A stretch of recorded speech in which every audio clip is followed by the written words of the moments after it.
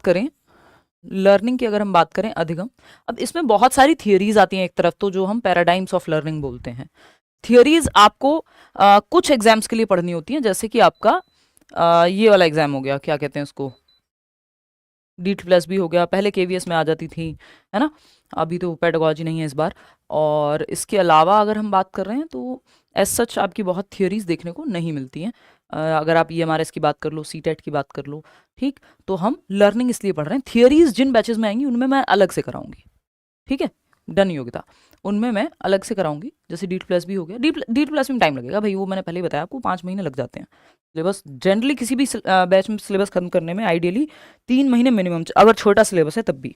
और लेकिन जब समय ही आपको 2 महीने मिलेगा तो उसमें क्या कर सकते हैं, ठीक है ना।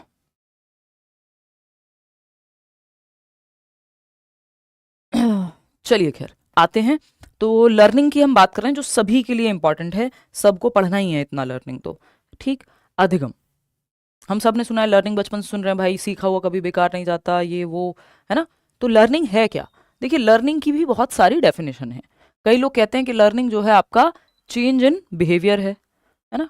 कई लोग कहेंगे इंटरनल होता है, जरूरी नहीं है आपको व्यवहार में ही दिखे तभी हम कहें कि ये लर्निंग है, इंसान के सोचने में भी तो परिवर्तन आ सकता है, ठीक। तो लर्निंग की अलग अलग परिभाषाएं हैं, और कहा जाता है सभी ऑर्गेनिज्म जो हैं, यानी जो भी जीव हैं, उन सब में लर्निंग होती है, चाहे वो प्लांट्स ही क्यों ना हो, इंक्लूडिंग प्लांट्स। तो जीव जो हैं वो सीखने की क्षमता रखते हैं, कुछ नया इंक्लूड करने की क्षमता रखते हैं अपने अंदर। कई बार उससे व्यवहार में परिवर्तन होता है, कई बार व्यवहार में परिवर्तन नहीं होता। बट जो व्यवहारवादी लोग हैं, यानी बिहेवियरिस्टिक पॉइंट ऑफ व्यू रखने वाले लोग हैं, वो ऐसा मानते हैं कि लर्निंग से व्यवहार में चेंज आएगा ही आएगा। बात सही है? बिल्कुल आलोक जी। चलिए, तो एक डेफिनेशन है दो, वो पढ़ लेते हैं लर्निंग की। अलग अलग लोग लर्निंग को अलग अलग तरह से डिफाइन करते हैं। तो learning is the relatively permanent change in a persons knowledge और बिहेवियर ड्यू टू एक्सपीरियंस। ये बहुत ही फेमस या बहुत ही प्रचलित अगर मैं कहूं तो परिभाषा है किसकी, अधिगम की। तो learning is the relatively permanent change, यानी लगभग परमानेंट चेंज है, जब तक नया कुछ नहीं आ रहा तब तक जो चेंज है वो परमानेंट ही है। यानी आपने भाषा सीख ली, हिंदी बोलना सीख लिया, तो वो क्या है, अब परमानेंट चेंज इन बिहेवियर हो गया, आपके व्यवहार में परमानेंट परिवर्तन आ गया। साइकिल चलाना सीख लिया, गाना सीख लिया, कुछ कीबोर्ड बजाना सीख लिया, खाना बनाना सीख लिया, गाना गाना सीख लिया, तो ये सब क्या है, लर्निंग ही है।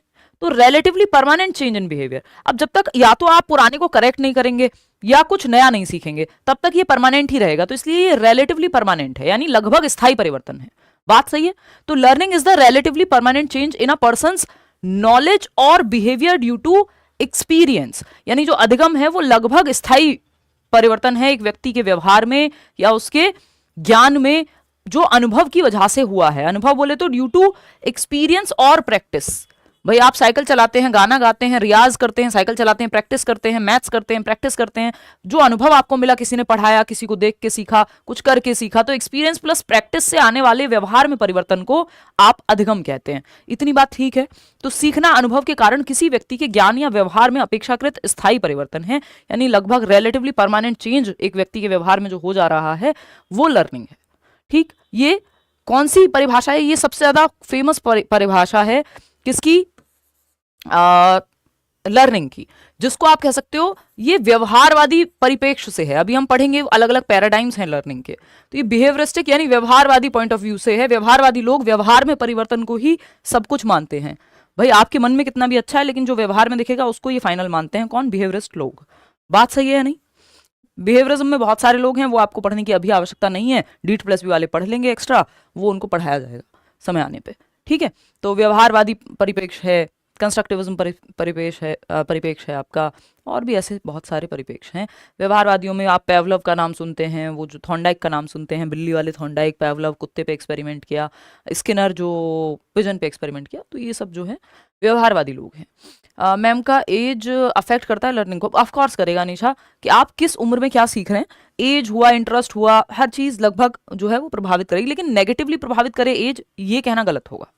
बट आपको एज अप्रोप्रिएट सिखाना होता है कई बार, कि बच्चे का दिमाग किस उम्र में कितना विकसित हुआ है, उस हिसाब से आप सिखाते हैं, उस हिसाब से आपका सिलेबस डिजाइन होता है। कि आप 6th क्लास की बुक में अलग एग्जाम्पल देखेंगे, अलग तरह से भाषा लिखी होगी, 11th में अलग तरह से लिखी होगी। क्यों? क्योंकि वो एज अप्रोप्रिएट सिलेबस डिजाइन किया हुआ होता है, ठीक है। तो learning preserves errors of the past as well as its wisdom. तो जो अधिगम है वो अतीत की या जो पास्ट है आपका उसकी त्रुटियों के साथ साथ उसके ज्ञान को भी संरक्षित करता है। तो learning preserves errors of the past as well as its wisdom. तो जो अधिगम है वो पास्ट में हुए एरर्स को, यानी क्या त्रुटियां हुई हैं इनको भी, और विजडम को। भाई जब आप जीवन जीते हैं, कोई एक्टिविटी करता है बच्चा, है ना, कुछ भी करता है या पास्ट जो बीत चुका है उसमें कुछ चीजें सीखी होंगी, आपने लर्निंग हुई होगी, विजडम गेन की होगी कि यार ये समझ हमने सीखी है ना, ये हम जानते हैं। किसी का ब्रेकअप हुआ है, किसी ने जीवन में चीजें देखी हैं, वो उससे गुजरा है और उसके बाद जो है वो आपका कुछ सीखा है, विजडम गेन की है। तो ये विजडम, एरर्स यानी कुछ गलतियां की, लर्निंग का पार्ट है एरर्स, कुछ गलतियां की और उससे सीखा भी। तो लर्निंग जो है वो प्रिजर्व करके रखती है, अपने में संजो के रखती है, संरक्षित करके रखती है क्या, गलतियां पास्ट की, जो पास्ट में गलतियां हो चुकी हैं वो भी, और as well as its wisdom, जो ज्ञान वहां से प्राप्त किया है, जो ज्ञान वहां से प्राप्त किया है, दोनों को ही लर्निंग आपकी प्रिजर्व करके रखती है। तो अधिगम अतीत की त्रुटियों के साथ साथ उसके ज्ञान को भी संरक्षित करके रखता है ना। एएन व्हाइट हेड कहते हैं, ये उनकी एक डेफिनेशन है। तो लर्निंग में गलतियां तो हैं ही, जो आपने सीखा गलतियों से वो भी है, जो विजडम गेन की वो भी है, ठीक। और relatively permanent change in behaviour तो ये है ही। तो ये कुछ डेफिनेशन है जो हमें आइडिया लगाती हैं कि लर्निंग क्या है, ठीक है। चेंज की बात लेकिन लर्निंग में जरूर होती है कि भाई आप में कोई परिवर्तन आया होगा, चाहे आपके नजरिए में आया हो, चाहे आपके एक्शंस में आया हो। बात सही है, ब्रेकअप मत बोला करो मैम, बहुत कुछ याद आ जाता है। देखिए आयशा के एरर्स और विजडम जो है दोनों जो है उन्होंने स्टोर करके रखे हैं, ठीक है। बात ये ऐसा नहीं है कि इतिहास में पहली बार आपको प्रेम हुआ और आपका प्रेम जो है बिछड़ गया और वॉटेवर ब्रेकअप हो गया। ये सब जीवन में ऐसे दुख हैं जो सबको कभी ना कभी देखने होते हैं अलग अलग फॉर्म में, और जो लोग साथ रह रहे हैं ऐसा नहीं है कि उनके जीवन में सब अच्छा अच्छा ही है ना। मृत्यु हुआ, ब्रेकअप हुआ, बीमारियां हुई, वॉटेवर, मतलब अलग अलग रेशो में हम सबकी लाइफ में ये सब चीजें आनी ही हैं, आज नहीं तो कल, ठीक है। चलिए, ऐसा नहीं है अलग होने पे लोगों के दिल टूटते हैं, साथ रह के भी दिल टूटे ही रहते हैं लोगों के। एनीवे, आ जाइए समझते हैं कहानी क्या। हाँ बिल्कुल प्रॉपर कर देंगे एक ताज से। देखो, तो पैराडाइम्स ऑफ लर्निंग यानी सीखने के परिपेक्ष हैं ये, अलग अलग दृष्टि से अगर हम देखें, अलग अलग स्कूल ऑफ थॉट कैसे देखते हैं लर्निंग को, कल से परिप्रेक्ष्य। तो paradigms of learning, classical conditioning है जो लर्निंग की थियरी है, एक पेवलव वाली। ये कहते हैं कि हम एक स्टिमुलस देंगे, स्टिमुलस यानी कोई भी एक उद्दीपक जो आपको लालच दे आपके व्यवहार में परिवर्तन के लिए, कि आपको भूख लगी है और खाने की खुशबू आपके लिए लालच बनेगी, आप एक्ट कर देंगे उस पर, ठीक है। कोई बिल्कुल दम तोड़ने को तैयार है और आपके पास 1 रुपया नहीं है, और उस समय अगर आपको कोई पैसे दे दे चोरी करने के भी, तो हो सकता है आप उस तरफ बढ़ जाएं क्योंकि वो स्टिमुलस है आपके लिए, ठीक है ना। अगर हम बात करें ऑपरेंट कंडीशनिंग की, ऑपरेंट कंडीशनिंग क्या है, ऑपरेंट कंडीशनिंग में वॉलेंटरी बिहेवियर होता है। यहां जैसे आपका नेचुरल बिहेवियर पे खेला जा रहा है कि आपको स्टिमुलस आपके सामने होगा, उद्दीपक होगा जो आपको लालच दे, जो आपको बढ़ावा दे आपके किसी व्यवहार को, यहां पे वॉलेंट्री होता है। ये पेवलव ने नहीं, ये स्किनर ने दिया है जो वॉलेंट्री ऑपरेंट कंडीशनिंग है। तो ये वॉलेंट्री या रीइंफोर्समेंट, गुड, वेरी गुड, शाबाश, इन सब की बातें करता है, ठीक। ऑब्जर्वेशनल लर्निंग है देख के सीखना, ये बेंड्यूरा इसकी बात करते हैं कि व्यक्ति दूसरे को देख के सीख सकता है। यहां पे ये कह रहे हैं हम आदत डलवा देंगे स्टिमुलस प्रेजेंट कर करके, ठीक। ये कह रहे हैं स्किनर कि हम रिवॉर्ड देके, है ना, या रीइंफोर्समेंट देके, गुड, वेरी गुड, शाबाश, सही व्यवहार को अगर बच्चे के प्रेज किया जाए, उसको रीइंफोर्स किया जाए, पुनर्बलन बढ़ावा दिया जाए, तो वो सही व्यवहार सीख जाएगा। ऐसा यहाँ पे स्किनर कह रहे हैं कि उसके व्यवहार में परिवर्तन कर देंगे हम सही व्यवहार को रीइंफोर्स कर करके, ठीक। पेवलव कह रहे हैं हम आदत डलवाएंगे स्टिमुलस और रिस्पॉन्स की कंडीशनिंग करके, ठीक। ऑब्जर्वेशनल लर्निंग में बेंड्यूरा कहते हैं कि बच्चा जो देखता है वो सीखता है। मॉडलिंग की प्रक्रिया होती है जिसमें व्यक्ति जो है, it is good only Prince, अभी तो इंक्रीज होगा, ठीक है। डन है, एक तो आपकी बात नोट कर लिया मैंने, ठीक है, बिल्कुल प्रॉपर होगी क्लास। कॉग्निटिव लर्निंग जो है थिंकिंग पे जोर देती है, ये एक तरह से वॉचिंग पे जोर दे रही है कि देख के आप सीख रहे हो किसी को। ऑब्जर्वेशनल लर्निंग है, खाना बनाते हुए देखा किसी को, वो सीख लिया। कॉग्निटिव लर्निंग आपकी थिंकिंग प्रक्रिया पे जोर देती है। जैसे मैं अभी, कोई कह रहा था कि आपने मजाक मजाक में गहरी बात बोल दी, है ना, जो हम बात अभी कर रहे थे कि डेथ हुआ, ब्रेकअप हुआ, मिलना, बिछड़ना, दुख, धोखा, प्यार, ये सब ऐसे इमोशंस हैं या ऐसी घटनाएं हैं जो सबके जीवन में किसी ना किसी मात्रा में, कभी ना कभी, किसी के जल्दी किसी के देर, घटित होनी ही है। तो हार्ट ब्रेक, बिट्रेयल, 50 तरह की चीजें, तो ये सब पार्ट एंड पार्सल है लाइफ का। तो ये इससे आपकी क्या हुई, कई लोगों की थिंकिंग प्रक्रिया जागी, थिंकिंग शुरू हुई। तो कॉग्निटिव लर्निंग यही करती है, आपकी थिंकिंग, आपके दिमाग की जो प्रक्रियाएं हैं उनको जगाती है, सोचने पे आपको मजबूर करती है, ठीक है ना। और अगर हम बात करते हैं यहाँ बेंड्यूरा की, तो ये ऑब्जर्व करके सीखने पे बहुत जोर देते हैं कि कुछ बच्चों ने, एक बोबो डॉल एक्सपेरिमेंट था, उस बोबो डॉल को पिटते हुए देखा तो उन्होंने भी आक्रामक व्यवहार सीख लिया कि जो लोग ज्यादा अग्रेसिव चीजें देखते हैं, है ना, कि मारपीट ये वो, तो उनके व्यवहार, स्पेशली अगर वो 18 साल से कम है, तो उसका प्रभाव पड़ता है। ठीक है, इतनी बात क्लियर है। कोई दिक्कत, परेशानी, दर्द, समस्या इस बात को लेकर के यदि हो तो आप बता सकते हैं। ट्रांसफर ऑफ लर्निंग, ये 3 इंपॉर्टेंट चीजें हैं, क्योंकि हम बहुत ज्यादा डिटेल में नहीं जा रहे हैं, वैसे ये थॉर्नडाइक की थियोरी में हम पढ़ते हैं, यानी अधिगम का स्थानांतरण, कि जो लर्निंग है एक सिचुएशन में सीखा गया ज्ञान, हम कहते हैं ना ज्ञान कभी बेकार नहीं जाता, तो अधिगम का स्थानांतरण, अधिगम का स्थानांतरण, बात सही है। पॉजिटिव ट्रांसफर होता है एक, यानी सकारात्मक, सकारात्मक स्थानांतरण, स्थानांतरण से मतलब यहां ट्रांसफर से है नॉलेज के, स्थानांतरण। जीरो मतलब तटस्थ स्थानांतरण, ना पॉजिटिव है ना नेगेटिव है, ठीक है, जीरो। और अगर हम बात करें नेगेटिव ट्रांसफर की, तो नेगेटिव ट्रांसफर बोले तो ऋणात्मक, ऋणात्मक स्थानांतरण, ऋणात्मक स्थानांतरण, ठीक, मतलब ये नेगेटिव में है, ठीक। ये 3 प्रकार के मुख्य ट्रांसफर की हम बात करते हैं, बाकी वर्टिकल, हॉरिजॉन्टल ये भी होता है, वो कराएंगे समय आने पे पूजा, उसकी टेंशन मत लो। बहुत सारी थियरीज हैं जो अलग से होंगी DEET+B के बैच में, बाकी में उसकी नीड नहीं है, तो अभी हम नहीं कर रहे हैं, उसको बाद में कराया जाएगा। तो ट्रांसफर ऑफ लर्निंग की जब हम बात कर रहे हैं, तो पॉजिटिव ट्रांसफर, जीरो ट्रांसफर और नेगेटिव ट्रांसफर। अब पॉजिटिव ट्रांसफर क्या है, एक सिचुएशन में सीखा गया ज्ञान जब दूसरी सिचुएशन में हेल्प करे तो उसको पॉजिटिव ट्रांसफर ऑफ लर्निंग कहते हैं। क्या कहते हैं, पॉजिटिव ट्रांसफर ऑफ लर्निंग कहते हैं। दूसरा क्या है, जब एक सिचुएशन में सीखा गया ज्ञान दूसरी सिचुएशन में प्रॉब्लम क्रिएट करे, हेल्प ना करे, नेगेटिवली इंपैक्ट करे, तो नेगेटिव ट्रांसफर है। और जीरो ट्रांसफर है जब एक सिचुएशन में सीखा गया ज्ञान दूसरी सिचुएशन में कोई फर्क ही नहीं पड़ता, नील बटे सन्नाटा उसका इस्तेमाल है। जैसे पॉजिटिव ट्रांसफर में आ जाएगा, आपको साइकिल चलानी आती थी, आपने बाइक चलाना सीखा, आपको मदद मिली। बाइक चलानी आती थी, कार चलाना सीखा, गियर डालने का आइडिया आपको हो गया। ये क्या है, सब पॉजिटिव ट्रांसफर है। एक सिचुएशन में सीखा गया, जिसका मैथ्स अच्छा होता है हम कहते हैं उसकी रीजनिंग अच्छी होती है। क्यों, क्योंकि वो हेल्प कर रहा है, एक सिचुएशन में सीखा हुआ ज्ञान दूसरी सिचुएशन में मदद करे, जब हेल्पफुल साबित हो।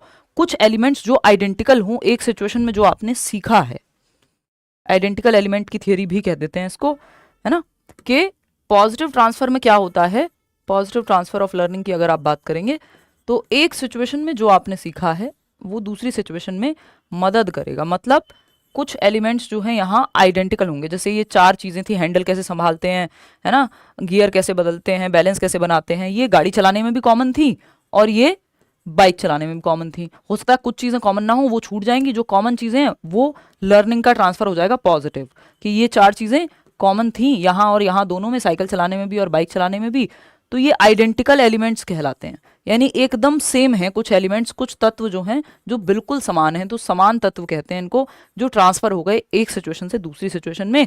कि साइकिल चलाने से, साइकिल और बाइक राइड में 2 चीज़ें कॉमन थी, तो जिसको साइकिल चलाना आता था उसके लिए आसान हो गया बाइक चलाना सीखना। तो ये आइडेंटिकल एलिमेंट्स की थियोरी है, ठीक है। जैसे जब पहली बार मुझे याद है मैंने स्कूटी चलाई थी, तो उससे पहले मुझे बाइक राइड करना आता था, उससे पहले साइकिल मैंने बहुत साल चलाई, और थोड़ी बहुत नहीं भरपूर चलाई, मतलब क्लास 4 से लेकर के और ऑलमोस्ट 10 तक साइकिल ही साइकिल चली। 4th क्लास से ही 8 किलोमीटर साइकिल दिन की चलती थी। मैं गांव जाती थी, दूसरे गांव में स्कूल, और फिर आती थी। बाद में शहर जाना शुरू हो गया 6th क्लास से। ठीक, तो वो 8 किलोमीटर मिनिमम, फिर बाद में वो 20 किलोमीटर तक गया। तो वो बैलेंस जो था या राइडिंग का जो वो था वो सही रहा। ठीक, तो यहाँ पे अगर हम बात करें आइडेंटिकल एलिमेंट्स की, तो आइडेंटिकल एलिमेंट्स मतलब कुछ चीज़ें कॉमन हैं। तो जो साइकिल चलाने ने मुझे मदद करी बाइक सीखने में, उसका बैलेंस बनाने में, गियर मुझे सीखना पड़ा, वो आइडेंटिकल नहीं था। ये थॉर्नडाइक ने दिया आइडेंटिकल एलिमेंट्स की थियरी, और ई.एल. थॉर्नडाइक, एडवर्ड ली थॉर्नडाइक बोलते हैं। बिल्ली पे उन्होंने एक्सपेरिमेंट किया था। अभी आपके लिए उतना डिटेल में जाना नहीं है नेसेसरी। ठीक, तो आइडेंटिकल मतलब कुछ तत्व जो हैं समान होते हैं और वो ट्रांसफर में, पॉजिटिव ट्रांसफर में मदद करते हैं, है ना। जैसे टाइपराइटर जिसको चलाना आता है उसको कीबोर्ड टाइपिंग में आसानी हुई होगी, क्योंकि पॉजिटिव ट्रांसफर हो गया। एक सिचुएशन में कुछ चीजें कॉमन थी, जो एक सिचुएशन में सीखा गया ज्ञान है वो दूसरी सिचुएशन में मदद कर रहा है। बात सही है। तो ये हम कहेंगे कि आइडेंटिकल या पॉजिटिव ट्रांसफर हुआ है किसका, लर्निंग का। कि जिसको रोटी बनानी आती है उसको पराठे में मदद मिल जाएगी, लेकिन सोचो ना पराठा आता है ना रोटी, तो एक अलग कहानी है। बात सही है या नहीं है? क्लियर है बात? कोई दिक्कत, परेशानी, दर्द, समस्या अगर आपके जीवन में है तो आप अभी के अभी जाके पहली टिकट कटा सकते हैं।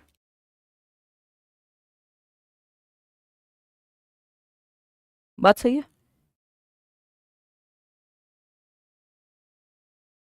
क्लियर है बात? कोई दर्द इस बात को समझने में हो रहा हो तो आप बता सकते हैं, नहीं हो रहा हो तो भी आप बता सकते हैं।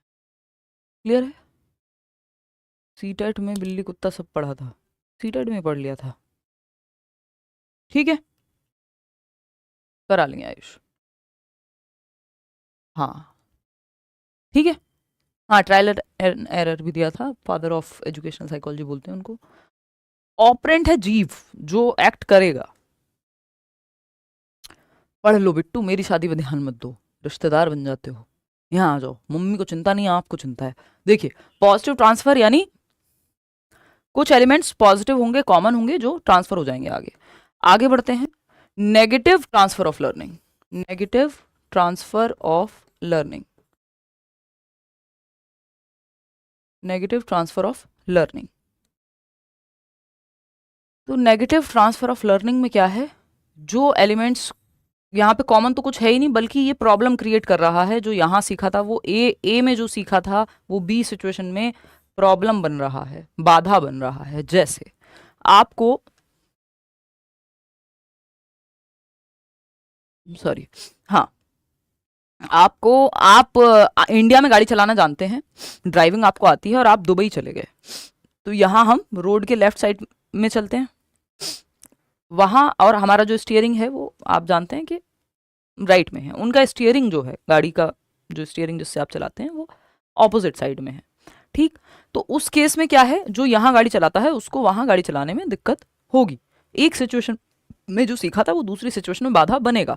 कुछ टाइम बाद वो नॉर्मल हो जाएगा, बट कुछ टाइम बाद वो नॉर्मल हो जाएगा, लेकिन वो है कि वो बाधा बनेगा। ठीक है, तो ये कहानी है। और जैसे कुछ स्पोर्ट्स में होता है, जैसे जिसको क्रिकेट आता है तो वो बेसबॉल में भी उसको मदद मिल जाएगी, क्योंकि वो थ्रो का थोड़ा सा आइडिया होगा, या गोल्फ में थोड़ी बहुत मदद मिल जाएगी। ठीक है, तो वो पॉजिटिव ट्रांसफर हो जाएगा। लेकिन यहाँ पे जो है कुछ चीज़ें ऐसी होती हैं जो वो आपकी क्या कहेंगे उसको, एक सिचुएशन में जो सीखा है वो दूसरी सिचुएशन में प्रॉब्लम क्रिएट करता है, बजाय कि मदद देने के। ठीक है, तो ऐसी कोई लैंग्वेज हो सकती है जो बार बार बीच में अड़चन बने। हालांकि लैंग्वेज को हम इन जनरल जो पेडागोजिकल वे में देखते हैं, वो देखते हैं कि लैंग्वेज फैसिलिटेट करती है, एक लैंग्वेज से दूसरी लैंग्वेज को सिखाया जा सकता है। ठीक, लेकिन हो सकता है कि आपको हिंदी आती है और आप इंग्लिश में बोल रहे हैं, तो बार बार आप जब इंग्लिश बोलते हैं तो आप क्योंकि सोच हिंदी में रहे हैं, तो वो ट्रांसलेशन में भिड़े आपस में, यानी वो नेगेटिव इम्पैक्ट क्रिएट कर सकती है। ठीक है कर्मजीत, तो नेगेटिव ट्रांसफर में एक सिचुएशन में जो आपने सीखा है वो नेगेटिवली इम्पैक्ट कर सकता है दूसरी सिचुएशन को। बात सही है? हिंड्रेंस क्रिएट कर सकता है, रुकावट बन सकता है। आगे बढ़ते हैं जीरो ट्रांसफर पे।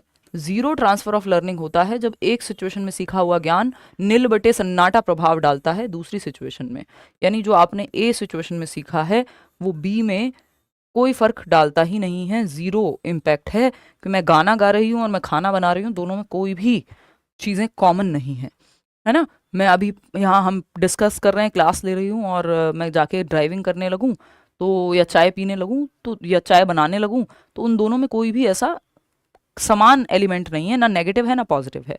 तो दो अलग काम है ये, कोई भी दो चीज़ें इसमें कॉमन नहीं है, ना तो ये नेगेटिवली प्रभावित करता है और ना ही पॉजिटिवली प्रभावित करता है। इसका जीरो इम्पैक्ट है। बात सही है नहीं है? Zero impact. तो ये नेगेटिव नहीं होता, ये जीरो हो जाएगा फिर। ठीक है, सिंपल सी बात है, कोई बहुत ज़्यादा मुश्किल काम नहीं। अब यहाँ से जो है एक क्वेश्चन ज़रूर देखने को मिल जाता है कैरेक्टरिस्टिक्स ऑफ लर्निंग से, या अधिगम के की विशेषताएं। ये सब पढ़ेंगे हम हिंदी इंग्लिश दोनों में, इसको लेके चिंता में मत आना, है ना। अधिगम की विशेषताएं, कैरेक्टरिस्टिक्स कह लो, फीचर्स कह लो, अधिगम के बारे में कुछ विशेष बातें। अधिगम की विशेषताएं,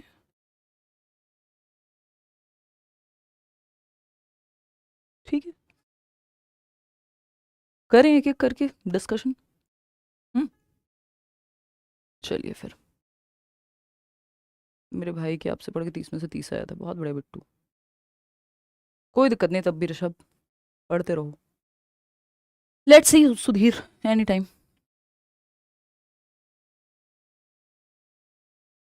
काली मिर्च के साथ मिल्क लिया करो।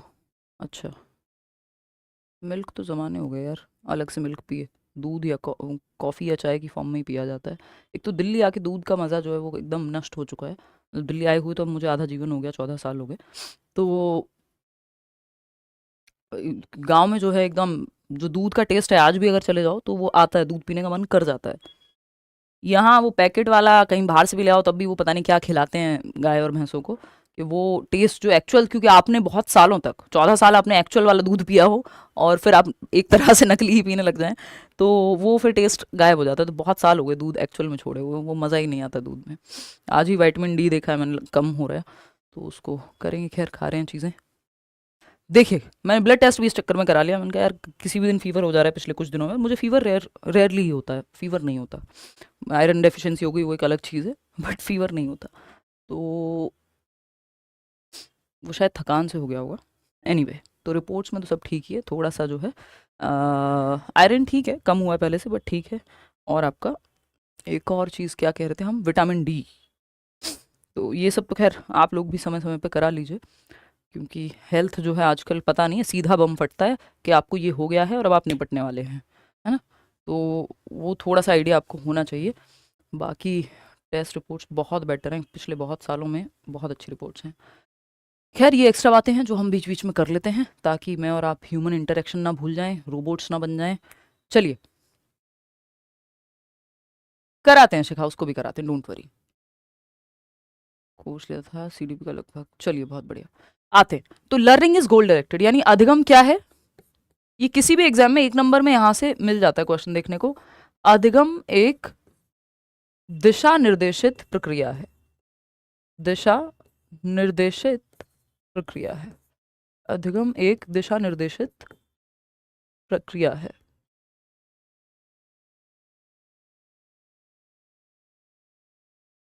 बात सही है।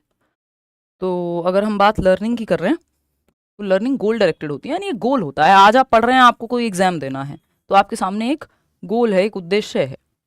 खाना खा रहे हैं, गोल है। भूख लगी थी, उसकी समाप्ति हो जाएगी, संतोष मिल जाएगा, ये गोल है। न्यूट्रिशन मिलेगा, ये गोल है। ठीक है, तो कोई भी एक्टिविटी का एक गोल होता है, एक उद्देश्य होता है। अब आप कहेंगे मैं तो दोस्तों के साथ गप्पे मारता हूँ, वहां तो मेरा कोई उद्देश्य नहीं है। उसमें भी एक उद्देश्य है कि आपको अच्छा लगेगा। क्या लगेगा आपको? बेहतरीन लगेगा।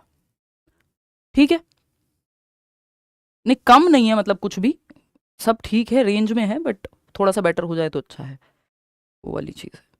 तो अगर हम देखें एक्टिविटी की बात करें, लर्निंग इज गोल डायरेक्टेड, यानी अधिगम एक दिशा निर्देशित प्रक्रिया है, एक्टिविटी ओरिएंटेड जो है एक वो है, कार्य है।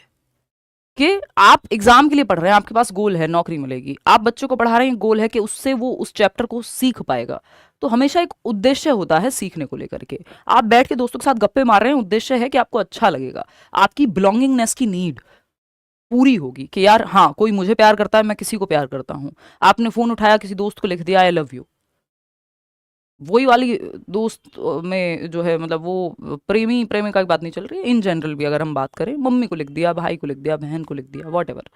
क्या है ये? बिलोंगिंगनेस की नीड है, एक लक्ष्य है कि आपको अच्छा महसूस होगा, है ना, एक उद्देश्य है।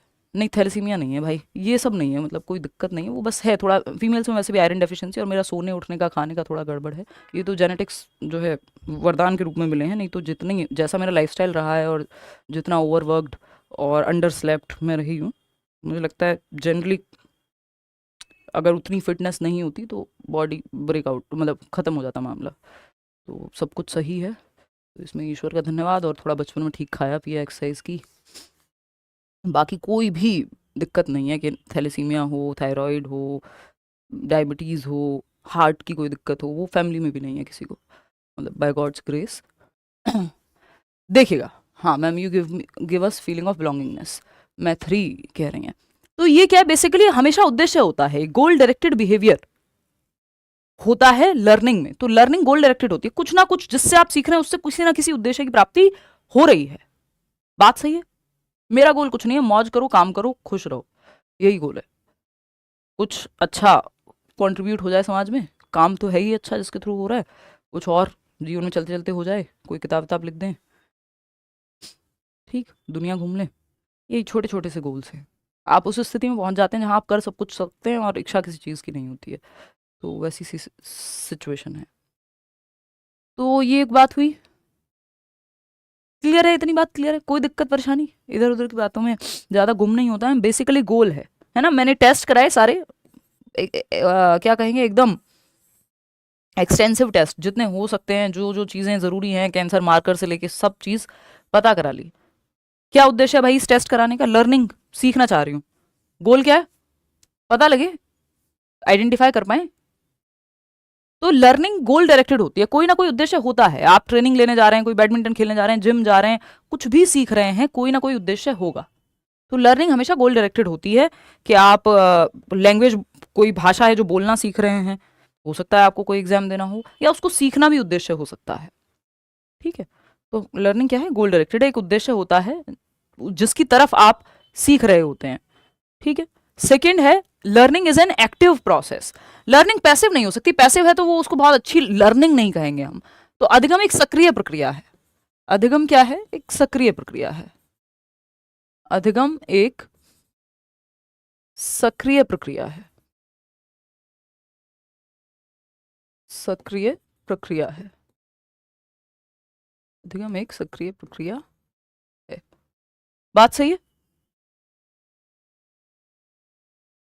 क्लियर है? कैसे? बच्चे का एक्टिव होना जरूरी है, अगर आप एक्टिव नहीं है आप सीख नहीं पाएंगे। अब चाहे वो आप रट भी रहे हैं, सक्रिय तो होंगे, हालांकि उसको हम पैसिव लर्निंग का पार्ट मानते हैं, है ना।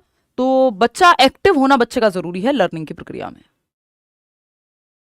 ठीक है। वो सब नहीं हो पाता रानी, ठीक। तो एक्टिव लर्निंग आपकी हो पाए ये जरूरी है,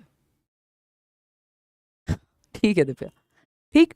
तो बच्चे का सक्रिय होना, और एक्टिव लर्निंग कब होगी? जब मीनिंगफुल होगी, कुछ अर्थपूर्ण सिखाया जा रहा होगा, कुछ जीवन से जुड़े एग्जाम्पल्स दिए जा रहे होंगे, बच्चे कनेक्टेड होंगे आपसे। हम कितनी बार फालतू बातें करते हैं, वो फालतू बातें भी काम की हैं, क्यों?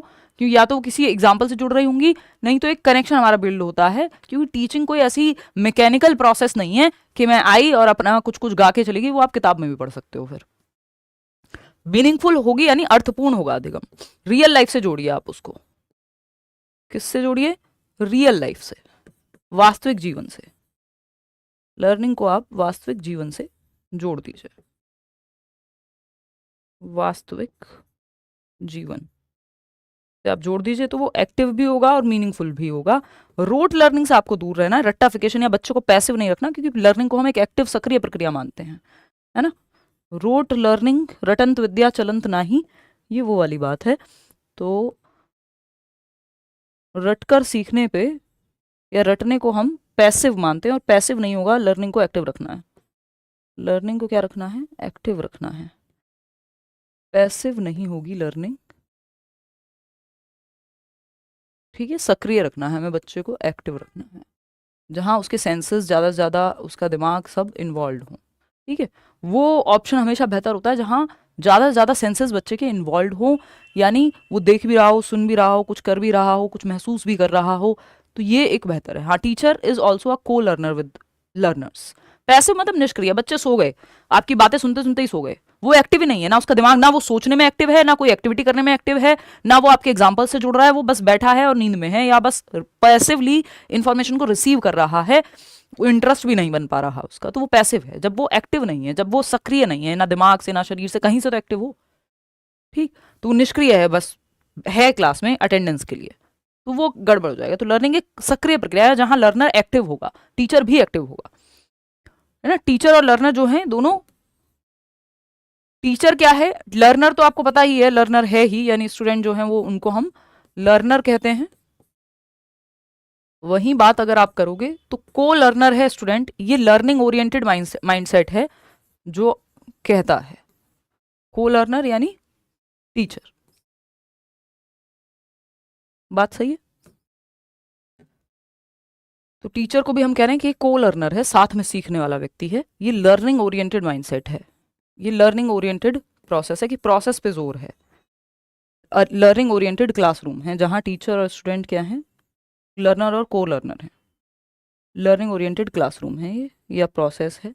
वहीं अगर आप देखेंगे लर्नर सेंटर, जहां लर्नर सेंटर में है, लर्नर की एज यानी स्टूडेंट की एज, उसका इंटरेस्ट, उसका एप्टीट्यूड, उसका एटीट्यूड, उसको ध्यान में रख करके पढ़ाया जा रहा है। टीचर सेंटर जहां टीचर सेंटर में है, जैसे लेक्चर मेथड हमने पढ़ा था, ठीक है ना। लेकिन ये तीसरी कहानी अभी नई निकल के आई है, एनआईएस कहता है लर्निंग ओरिएंटेड क्लासरूम, यानी अधिगम को सेंटर में रखिए, यानी वो प्रोसेस इज मोर इंपॉर्टेंट। उसमें बच्चा भी एक्टिव है, यानी लर्नर भी है, को लर्नर टीचर है, टीचर भी फैसिलिटेट भी कर रहा है और वो सीख भी रहा है साथ साथ। ऐसा नहीं है ना टीचर सब कुछ दुनिया की सारी चीजें जानता होगा, टीचर भी तो बहुत कुछ सीखता है ना लर्निंग की प्रक्रिया के दौरान। ठीक है दिव्या, चलिए धन्यवाद। तो learning is a life long process. एक तो ये बात आती है नेक्स्ट के अधिगम जो है, सीखना जो है, एक जीवन पर्यंत चलने वाली प्रक्रिया है। अधिगम एक जीवन पर्यंत चलने वाली प्रक्रिया है, एक जीवन पर्यंत चलने वाली प्रक्रिया है।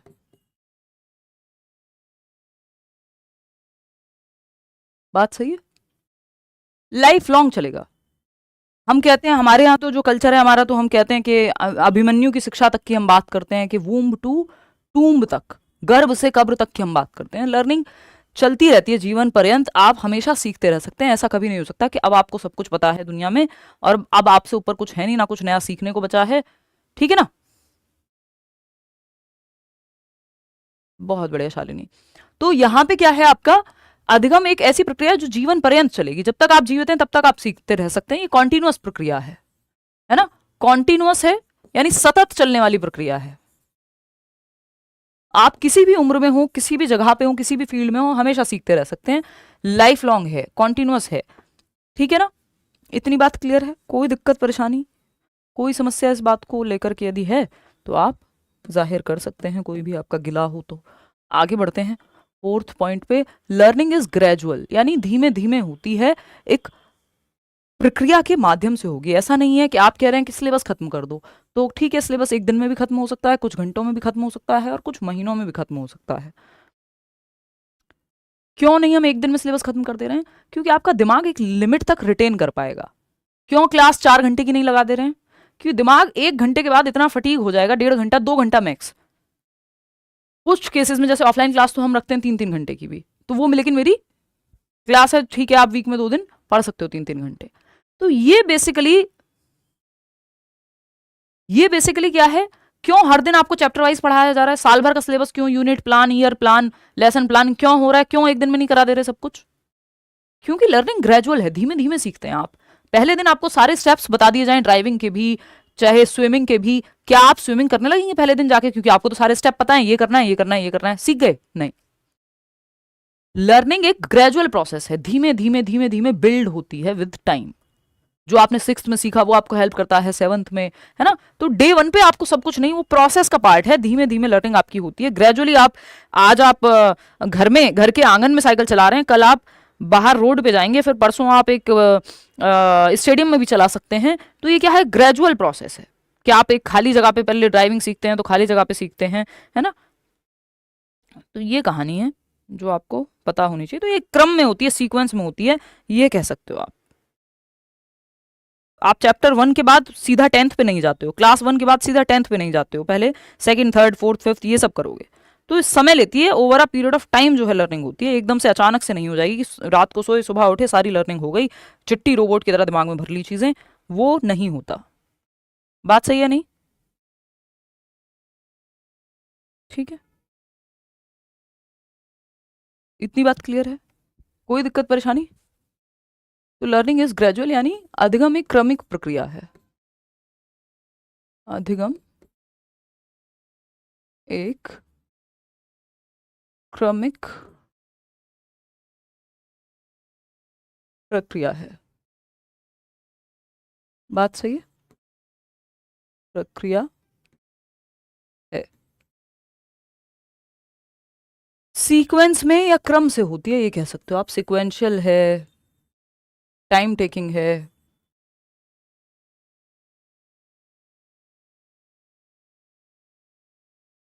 ना, over a period of time होती है, over a period of time. एक दिन में आपको सब कुछ अचानक से नहीं होती है, नॉट सडन। ऐसा नहीं होगा अचानक से एक दिन आपके दिमाग में सब भर दिया, फीड हो गया और आप कल पेपर में उगल आएंगे। वो रिवीजन के लिए ठीक है कि रिवीजन पेपर से पहले आप लंबी क्लासेस ले लेते हैं, बहुत पढ़ लेते हैं। नॉट सडन यानी अचानक से, अचानक नहीं होती। बात सही है या कोई दिक्कत? तो इतनी बात क्लियर है आपको, होपफुली क्लियर ही होगी। धीमी प्रक्रिया है, स्लो प्रोसेस है, बिल्कुल कह सकते हो आप। इतनी बात क्लियर है, एक समय अवधि के दौरान होती है, ये कह सकते हो आप कि भाई आप पहले पहला गियर डालना सीखते हो, उसको प्रैक्टिस करते हो गाड़ी में, फिर दूसरा गियर डालना सीखते हो, फिर उसको प्रैक्टिस करते हो कुछ दिन तक, फिर थर्ड गियर तक आपके दिमाग में जो है चीज़ें सेट होती हैं, फिर आप लास्ट में रिवर्स आप सीखते हो, है ना, फोर्थ गियर सीखोगे, फिफ्थ सीखोगे, और फिर रिवर्स आप सीख रहे होते हो, फिर रिवर्स की प्रैक्टिस करते हो, फिर पांचों की एक साथ प्रैक्टिस करते हो कि मतलब आप थोड़ा फिर हाईवे पे निकलते हो, जब गली में चलाना सीख लिया, फिर आप वहाँ क्या कहते हैं, रोड पे जाते हो, फिर हाईवे पे जाते हो। ऐसा नहीं होता ना सीधा हाईवे पे गए और खुद भी तबाह और सबको कर दिया, है ना। ग्रेजुअल प्रोसेस है, धीमे धीमे धीमे धीमे। बच्चों को भी आप लिखना सिखाते हो तो आपको पता है, बचपन में आपने ABCD भी सीखा होगा, तो ऐसे डॉट डॉट डॉट बनाए जाते हैं, फिर उस पर बच्चा कनेक्ट करना सीखेगा, फिर आप उसको स्मॉल लेटर्स वाला अलग से सिखाते हो, A A E E ये सब अलग से सिखाते हो। ये प्रोसेस का पार्ट है, ऐसा नहीं ना एक दिन में ही वो कर्सिव भी सीख जाता है, सारी चीजें हो जाती हैं। हो जाएगा शुभम। हाँ, डेवलपमेंट में कुछ और चीजें भी शामिल होती हैं। यहाँ लर्निंग को हम देखो, मुख्य जो डिफरेंस हम देखते हैं डेवलपमेंट और लर्निंग में, ये सब इंटर रिलेटेड प्रोसेसेस हैं। अगर आप देखोगे तो डेवलपमेंट कहीं ना कहीं लर्निंग को भी समाहित कर ले रहा है अपने अंदर। लर्निंग में क्या है, आप एफर्ट और प्रैक्टिस करके सीखते हो। लर्निंग जो प्रोसेस है, लर्निंग प्रोसेस एफर्ट और प्रैक्टिस का गेम है। आपने देखा होगा कई बार सेशन खत्म होता है, मैं कहती हूँ आपका थोड़ा बहुत टाइम बच भी जाता है, तो मैं कहती हूँ यार नहीं, नेक्स्ट चैप्टर आप कल करेंगे, क्योंकि ये एक ग्रेजुअल प्रोसेस है, एक एफर्टफुल प्रोसेस है, एक एक्टिव प्रक्रिया है, और धीमे धीमे सीक्वेंशियली होगी। अब आप इतना एसिमुलेट कर लो दिमाग में अपने, भर लो उसको, सेट कर लो, इसके आगे कहानी कल करेंगे, निरंतरता, कॉन्टिन्यूएशन। इसलिए डेली क्लास होती है। आप देखते हैं कि बैचेस चल रहे हैं साल भर, हम क्यों नहीं सिर्फ रिकॉर्डेड क्यों नहीं पढ़ ले रहे हैं?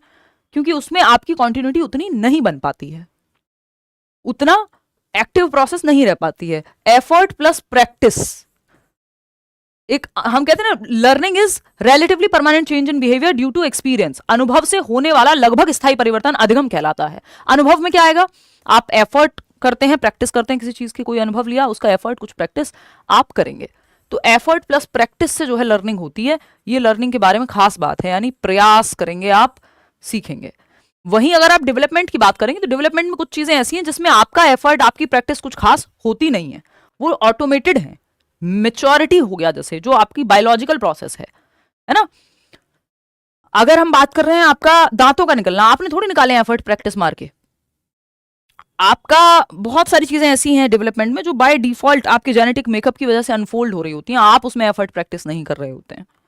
ठीक है, अच्छा एनवायरमेंट मिलेगा, वो स्टिमुलेट करेगा, बेहतर होगा, लेकिन आप साइकिल चलाना एफर्ट प्रैक्टिस से सीख सकते हैं, आपके दांतों का निकलना, आपका डाइजेशन की प्रक्रिया कैसे हो रही है, ये सब आपके हाथ में नहीं है। ठीक है ना अपराजिता? क्या हुआ अजीत, कहाँ दिक्कत आ रही बताओ? तो ये एफर्ट प्रैक्टिस होती है लर्निंग डेवलपमेंट में, बहुत सारी चीजें ऑटोमेटेड होती हैं, दोनों इंटर रिलेटेड है, एक दूसरे को कॉम्प्लीमेंट करते हैं, प्रभावित करते हैं। अगर आप अच्छे से सीखेंगे तो आपका विकास भी अच्छा होगा। अगर आपका विकास अच्छा हो रही है, विकास की प्रक्रिया, खाना पीना सब सही चल रहा है, सारी चीजें टाइम से अनफोल्ड हो रही हैं, तो लर्निंग भी आप अच्छी सीख पाएंगे, मतलब लर्निंग भी आप अच्छी कर पाएंगे। थिंकिंग जो है आपकी, जो लर्निंग प्रोसेस है वो बेहतर हो पाएगी। तो ये ग्रेजुअल है, सिक्वेंशियल है, टाइम टेकिंग है, over a period of time होती है, कॉन्टिन्यूस है ना, एक दिन में अचानक से नहीं, कि सडन प्रक्रिया नहीं है कि रात को सोए और सुबह सब कुछ आपको आता है। चिट्टी रोबोट नहीं है आप, वो फीड किया जाता है, इंसानों में नहीं होता ऐसा। Learning is an individualised process. अधिगम जो है अधिगम एक व्यक्तिगत प्रक्रिया है। अधिगम एक व्यक्तिगत प्रक्रिया है, व्यक्तिगत प्रक्रिया है।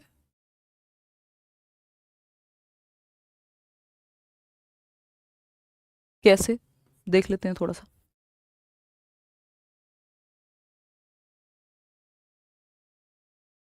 हाँ, आज इस बार उन्होंने पीजीटी में भी बीएड मांगा है। बाकी उसका एक बार पढ़ लो ना खिमेश, उसमें जो है क्या दिया हुआ, एक बार पढ़ लो, देख के केवीएस का क्या कहते हैं उसको।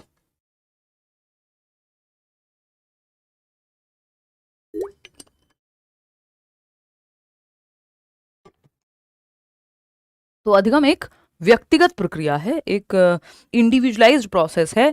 जरूरी नहीं है हिमांशी के लिए, जैसे हिमांशी को जिस तरीके से चीजें समझ में आती हैं, जिस चीज में इंटरेस्ट है, मानसी को भी हो या दिव्या को भी हो। सबको एक टीचर से भी समझ नहीं आता है ना, या दिव्या को भी हो, या रोहित को भी हो, या नेहा को भी सेम तरीके से चीजें समझ में आती हूं, या सेम चीज में इंटरेस्ट हो, या सेम गति पे एक ही एग्जाम्पल से सबको समझ आ जाए, जरूरी नहीं है। हाँ, दिल्ली का AQI खतरनाक है। लर्निंग कर्व्स में ऐसा कुछ बहुत खतरनाक नहीं है, मैं 1 मिनट में बता दूंगी। कोई ऐसी गारंटी नहीं है कि पूछे ही जाएं, और ये भी नहीं है कि ना पूछे जाएं, तो पढ़ना तो है ही। ठीक है ना। केवीएस की फीस यार फॉर्म भरने की भी ज्यादा ही, उमाकांत 1500 रुपये फीस है, कहाँ ज्यादा है? 2000 में तो आप फॉर्म भर रहे हैं, समझ रहे हो जाएगी मनीषा। चलो फिर, तो इंडिविजुअल टू इंडिविजुअल वेरी करेगी, इंडिविजुअल डिफरेंसेस होंगे, व्यक्तिगत विभेद या व्यक्तिगत अंतर जो है वो प्रभावित करेंगे। कि एक बच्चा जैसे सीखता है, जरूरी नहीं है सारे बच्चे वैसे ही सीखे, तो आपको इंडिविजुअल नीड को, उसके बैकग्राउंड को उस तरह से बच्चे को समझ के उस तरह से उसको टास्क देने हैं। सारे बच्चे सेम मेथड से इसीलिए नहीं सीख सकते, क्योंकि ये इंडिविजुअलाइज्ड प्रोसेस है। लर्निंग इज ट्रांसफरेबल, ये हम पढ़ चुके हैं ऑलरेडी, कि अधिगम स्थानांतरित होने वाली प्रक्रिया है।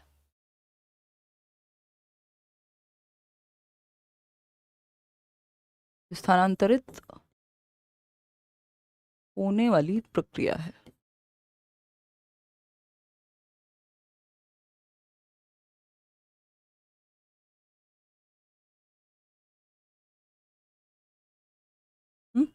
ट्रांसफरेबल है, यानी एक सिचुएशन में जो आपने सीखा है सिचुएशन ए में, वो आप सिचुएशन बी, जी, जिसमें चाहें अप्लाई कर सकते हैं। सिचुएशन ए में जो आपने सीखा है, you can apply that in situation B. एक तो दिमाग मेरा, सिचुएशन बी और सी और डी वॉट एवर, अलग अलग जगह पे आप एक सिचुएशन जो आपने सीखा है वो आप इस्तेमाल कर सकते हैं। हम कहते हैं सीखा हुआ बेकार नहीं जाता। क्यों नहीं जाता? क्योंकि आपने जो एक सिचुएशन में सीखा है वो आप दूसरी सिचुएशन में इस्तेमाल कर सकते हैं। दिव्या कह रही मुझे तो आपसे ही समझ आता है। बहुत बढ़िया जी, धन्यवाद। देखते हैं अजीत, वो इन्होंने इंट्रो में डलवा दिया गलती से, मैं उसको करेक्ट कराती हूँ। ये EMRS वाले बैच में ना NEP की वीडियो इंट्रो वाले में डल गई है, तो उस चक्कर में कई लोगों को वो लग रहा है कि पहली वीडियो है, नहीं है। But learning is a social activity, बहुत मजेदार पॉइंट, कि अधिगम जो है एक दूसरे के साथ कोऑपरेट करके, सहयोग करके, एक्टिविटी करके ज्यादा एक्टिव होता है, वो उसका इंटरेस्ट ज्यादा बनता है। अधिगम एक सामाजिक प्रक्रिया है। वैसे भी मनुष्य एक सामाजिक प्राणी है, कोई हम आइसोलेशन में तो रहते नहीं है पूरे टाइम। आपको दुनिया की हर चीज दे दी जाए, और मैं तो कहती हूँ इंटरनेट भी दे दिया जाए, तब भी आप अकेले बहुत दिन तक नहीं सर्वाइव कर पाएंगे, या बहुत साल तक सर्वाइव करना बड़ा मुश्किल हो जाएगा। अगर कर भी गए हैं जितने भी समय तक, आप नॉर्मल महसूस नहीं करेंगे। इंसान को ह्यूमन इंटरेक्शन चाहिए होता है। दैट्स वाई मैं क्यों गई हूँ ऑफलाइन, एक ही रीजन है, कब तक कैमरा देखूं। ठीक है, इसके पीछे आप जेन्युइन लोग बैठे हुए हैं, हजारों लोग पढ़ रहे होते हैं, लाखों लोग देखते हैं साल भर में, यूट्यूब पे लाखों लोग एक साथ देखते हैं कई बार, तो वो सब चीजें ठीक है, मान लिया। लेकिन वो जो फेसेस हैं, जो चेहरों का दिखना है, 9 साल हो गए अब।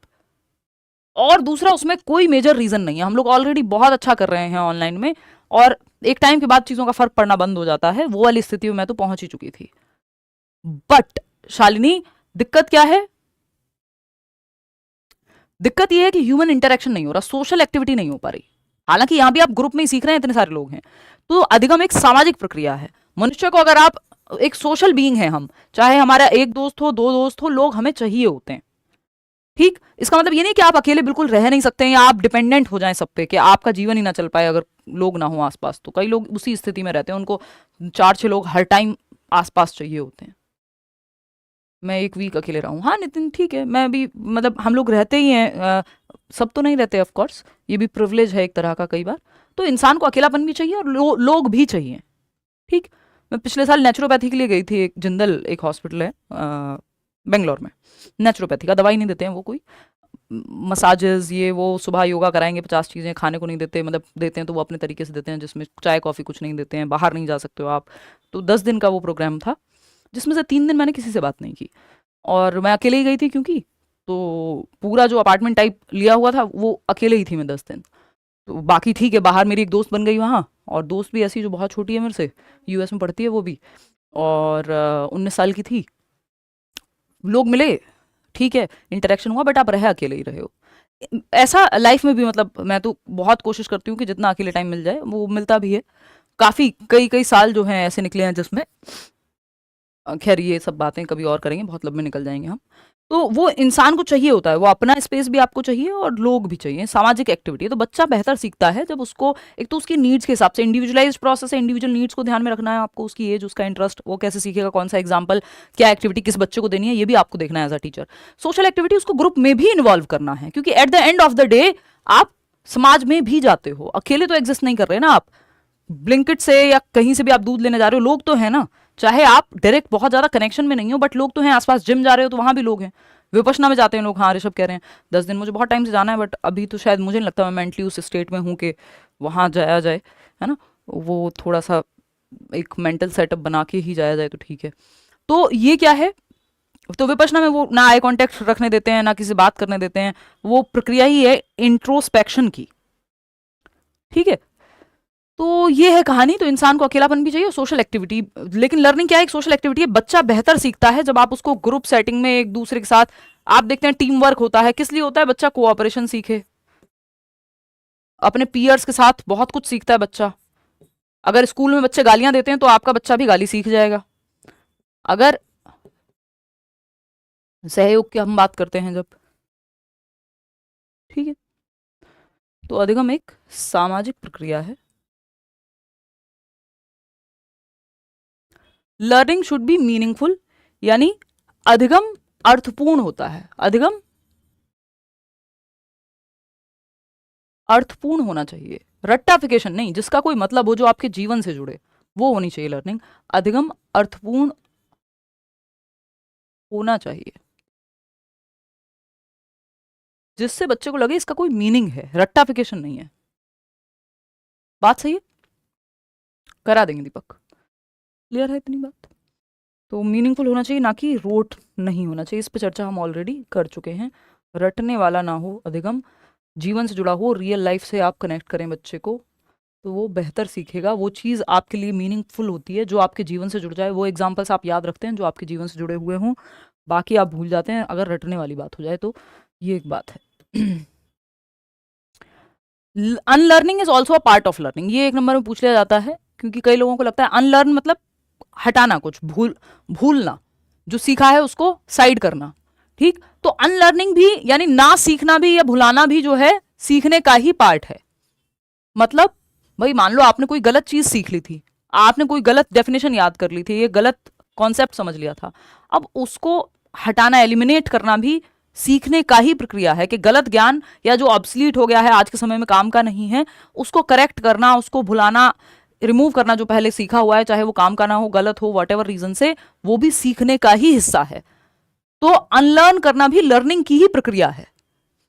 ठीक है कि आप ऐसे एनवायरनमेंट में बड़े हुए जहां जातिवाद भर भर के था, है ना, जहां बहुत सारी चीजें, जहां जेंडर बायसनेस भर भर के थी, और आप बड़े हुए, आपने दुनिया देखी, आपने चीजें पढ़ी, आपका दिमाग खुला, तो आपने वो सब अनलर्न किया कि लड़के तो ऐसे ही होते हैं। ये जो कहानी है इसमें कोई लॉजिक नहीं है। वो क्यों होते हैं, क्या नहीं होते हैं, बहुत सारे फैक्टर्स हैं। या लड़कियों को एक सर्टेन वे में होना चाहिए, सॉफ्ट ही होना चाहिए, या ऐसा ही होना चाहिए, तो ये कोई यूनिवर्सल ट्रूथ नहीं है, इसमें कोई साइंटिफिक एविडेंस नहीं है। इसमें सोसाइटी और कल्चर का सबसे ज्यादा रोल है, बायोलॉजी से भी ज्यादा। ठीक है ना। तो अनलर्न करना, जो आपने पुरानी गलत चीजें भी हैं, अगर वो सीखी थी, मान लो बच्चे ने गालियां सीख ली और आपने फिर वो छोड़ दी, तो अनलर्न करना भी लर्निंग का ही पार्ट है। कि कुछ कॉन्सेप्ट जो आपके गलत बन गए थे बाय डिफॉल्ट, सोसाइटी से उठा लिए थे, कहीं सीख लिए थे, गलत पढ़ लिए थे, ऑथेंटिक टॉपिक से या किताब से नहीं पढ़े थे, उनको अनलर्न करना भी लर्निंग का ही पार्ट है। बात सही है। चलिए खैर आगे बढ़ते हैं।